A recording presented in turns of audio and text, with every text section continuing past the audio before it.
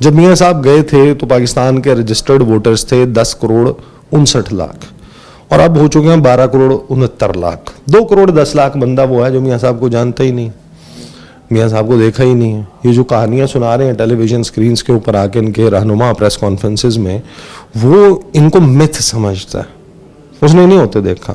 اس کے سامنے تو یہ گراؤنڈ ریالٹی ہے جو اس وقت ہوا ہے. اس کے ساتھ کنیکٹ کیسے کریں گے؟ جو سائلنٹ میجورٹی ہے اس سے کنیکٹ کیسے کریں گے؟ بجلی کی قیمتیں ایک حقیقت ہے. ابھی آپ کی گیس کی پرائسز اوپر جانی ہے, پیٹرول نیچے ہے, پیٹرول پھر اوپر چلا جائے گا.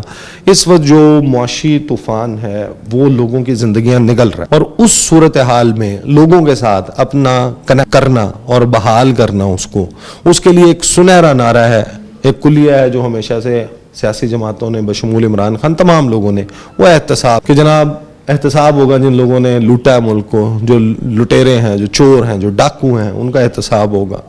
اس نعرے کے پیچھے یہ عوام بھاگتی ہے.